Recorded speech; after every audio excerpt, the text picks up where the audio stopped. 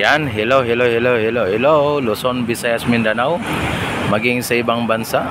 Yan, at dito na naman tayo ngayon, update dito sa may Ilog Pasig Esplanade, particular dito sa may Aroseros Park o Aroseros area, mga bayan. At dito ngayon ang mga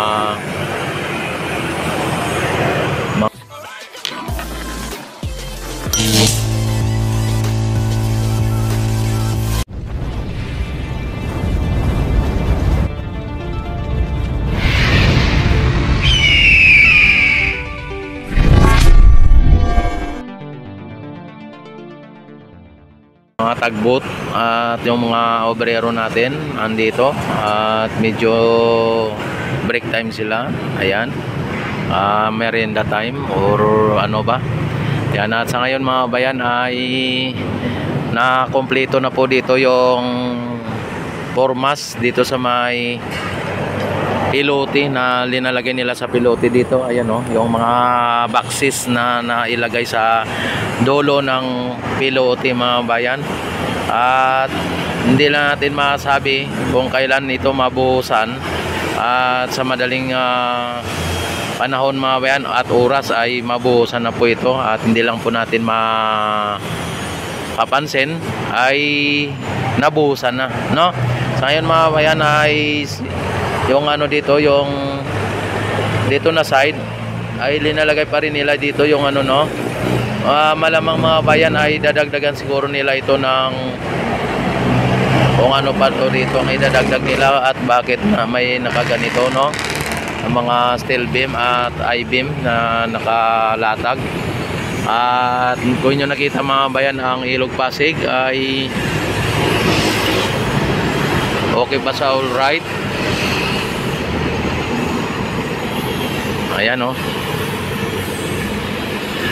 At may dumaan na dalawang ano, mga babayan, no?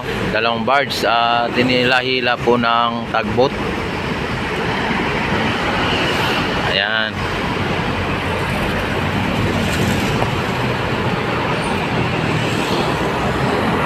Ayan, samantala dito, mga bayan, sa may ating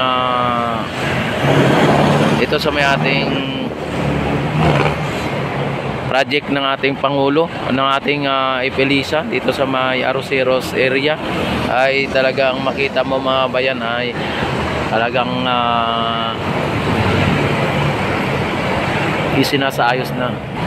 Yan, malapit na po ito matapos, mga bayan. Pagka ito ay araw-araw ay ginagawa, ay talagang magugulat lang tayo, mga bayan, sa pangyayari dito. At makita natin ay may mga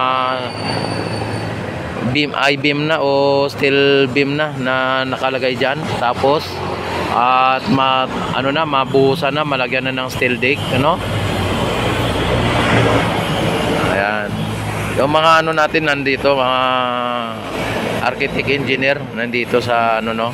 Tapos ang ano na yan, oh, yung mga bakal na yan, mga bayan, oh.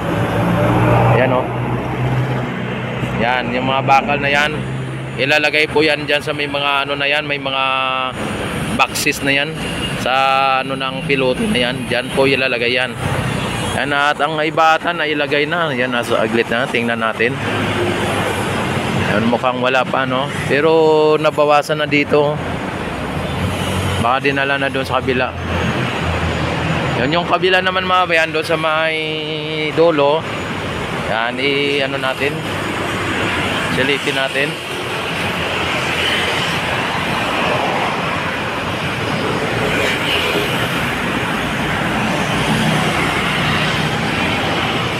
Ayan, mga bayan, no?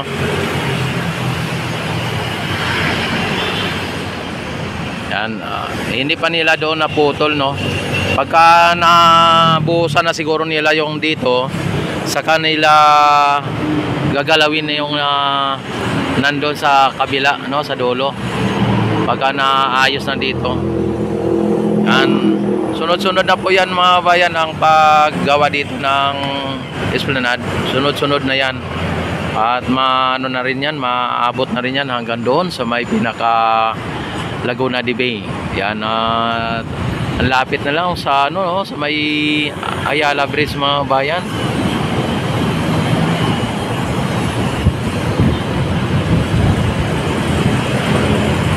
Yan ang Makati, andyan na oh.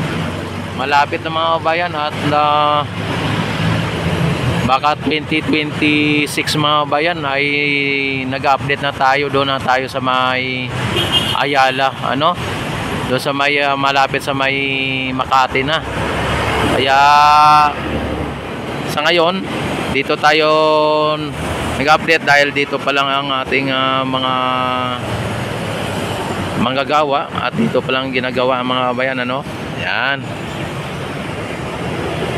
And don't forget to like and subscribe my YouTube channel mga bayan, at i-click nyo na rin ang notification bell.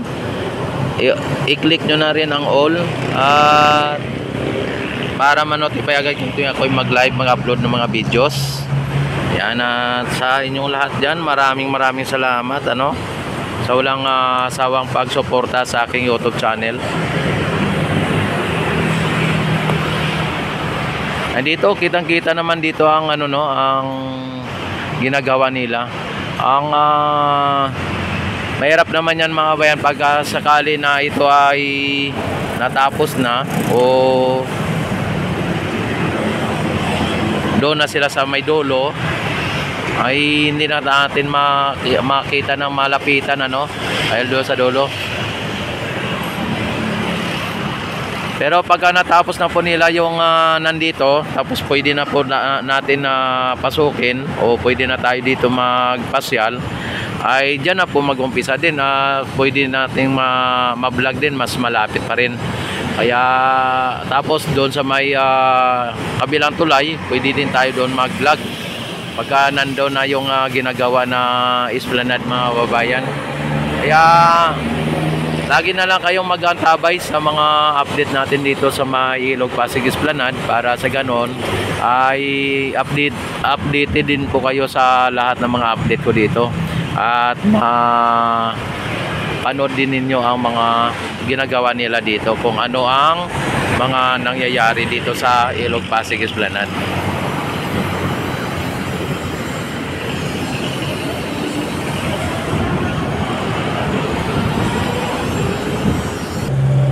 Nadadagdagan ng kanilang mga nagagawa dito. Magugulat ka na lang, natapos na pala yung ganito, tapos na pala yung ganyan, at magugulat na lang ang lahat na ito ay napapasyalan na ng mga mamasyal, ano, o ng mga turista. At ito ang isa sa dagdag sa mga pasyalan natin mga bayan, ay lalong dadami pa ang mga mamamasyal, at lalong dadami din ang mga nagtitinda o mga nagninegosyo dito pag tapos na itong ano, mga kabayan, yung esplanade. Yan, at asahan natin na ang mga negosyante ay magsisilitawan dito mga bayan. Baka pagdating ng araw mga bayan o panahon o oras o gano'n, ito ay matapos na itong esplanade hanggang Laguna de Bay, baka mas marami pang mga negosyante na nagano dito, nagtayo ng kanilang negosyo kaysa sa mga mall. Baka mas marami pa, no?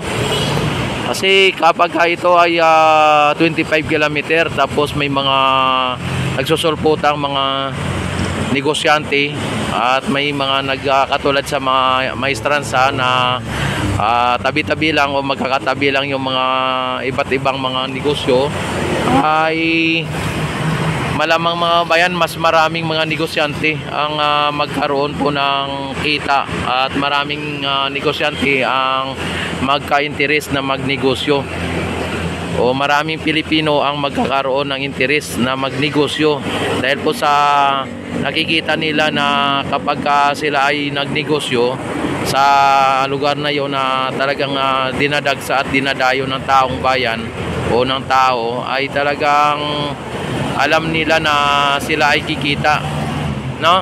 Kaya marami pong opportunity ang mga walang trabaho, na magkaroon po sila ng trabaho sa oras na ito ay madugtungan at matapos na itong Esplanade, mga bayan.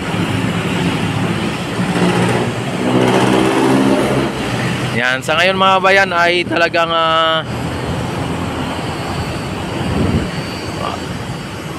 nakaano lang po sila dito, no? Antabayanan lang po natin at wag lang po tayong magmamadali. Mahirap lang ang paggawa dito, no? Sa mga baser dyan, lalong lalo na sa mga didilis dyan, na talagang ito ay hindi nagawa po ng inyong, alam nyo na, yan. At ito ay talagang lahat ng paraan ay ginagawa po. At ito lang po ang sabi ng ng mga kontraktor dito o mga nag-ano dito, na walang nakakagawa na ibang presidente kundi si PBBM lang. Sa panahon na ni PBBM ito nagawa, no? At maraming nagsubok pero walang nagawa. Ayan, sa kay PBBM ay talagang nakita naman ninyo, hindi lang naumpisahan kundi talagang tatapusin na po ito. Ayan, at seryoso po ang ating gobyerno para pagandahin at bigyan buhay muli ang ating Ilog Pasig, para sa ganon ang mga squatter o mga informal settler ay maibsan na yung pagtatapon dito sa Ilog Pasig at mabigyan buhay muli ang ating Ilog Pasig, mga bayan, no? At ito mga bayan, no, kung nakita no, bumubulwak ang tubig doon, no.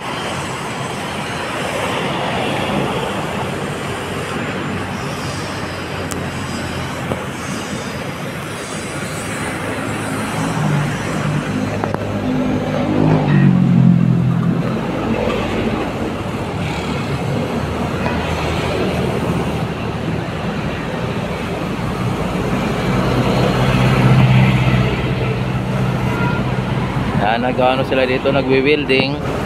At ayan, kita naman ninyo. So may dumaan pala dito na tagbot, mga bayan, no? Nag-iisang tagbot, oh, Nelda. Ayan, no?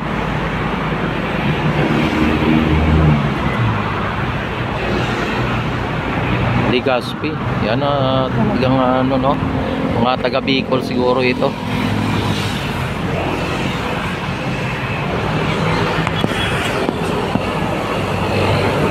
Ayan mga babayan, at ito ang pinaka-latest update na naman dito sa may Ilog Pasig Esplanade, dito sa may Arroceros Park. Don't forget to like and subscribe my YouTube channel. I-click nyo na rin po ang notification bell, i-select nyo na rin po ang all para ma-notify agad kayo kung ako'y mag-live, mag-upload ng mga videos.